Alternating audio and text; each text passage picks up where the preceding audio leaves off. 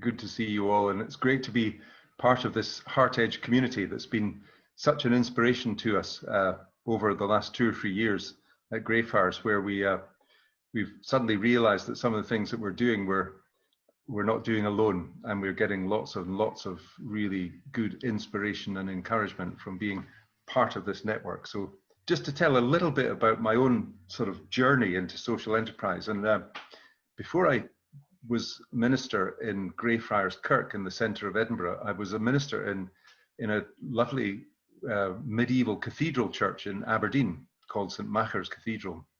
And on either side of the cathedral were 2 of the areas of Scotland with some of the worst drug problems in the whole of the UK, Seaton and Tillydrone. And I became really good friends with a guy. Well, when I say friends, there were 2 brothers, Willie and Davy, and they were both heroin addicts, and I got to know them really quite well. But they come to my door and looking for help and but if there was nobody in, they would break in and regularly steal things from us. And the thing that I realized about Willie and Davy was that they were 2 of the most successful entrepreneurs that I'd ever met. They were incredibly good at dealing in drugs and at sort of just dodging and weaving and making some, but the trouble was that they were actually destroying their lives at the same time. But I did say to Davy once, I said, you know, you're a bit like Richard Branson.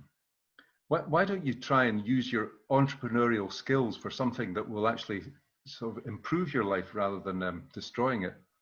And on one occasion, this didn't last for very long, but there was a local gardener who was doing a sort of urban farming project.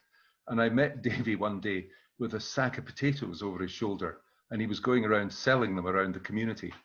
So I thought he did listen a wee bit to that kind of thing. But one of the things that really sort of disheartened me a wee bit at the beginning of lockdown was we got a message from the Church of Scotland offices saying, we realize that a lot of you in your congregations will be missing out on income because of an absence of hall lets. And I'm thinking, you know, as a parish minister who's been involved in social enterprise, is that all they can think of, that our places are used for letting space to the community? So I realized that there's a huge gap between what a lot of people think about when they think about social enterprise and what some people in the church offices, certainly in Scotland, think about, which is just, you know, letting people use your halls and making a bit of money on the side. Social enterprise, I think, is something far more profound. And the story from the Bible that I love more than almost any other is the story of the Samaritan woman at the well. And Jesus sees that she has agency, she has capacity, she has a bucket, which is something that Jesus lacks, and the well is deep.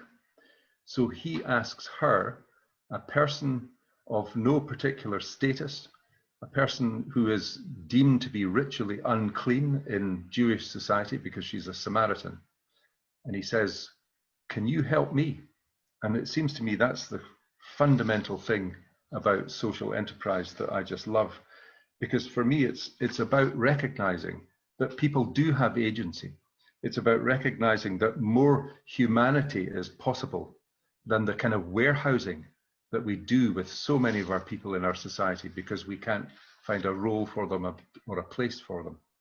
And so for me, and I always feel that there's an organization called the Adam Smith, the Adam Smith Institute.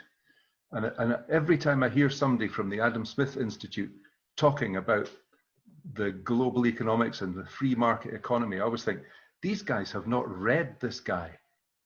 Because Adam Smith's point about the market was, about entrepreneurial stuff was, that its purpose was human flourishing, not profits for shareholders. Human flourishing. And it seems to me that's exactly what social enterprise is about. And it's about reclaiming that entrepreneurial spirit for the flourishing of human communities.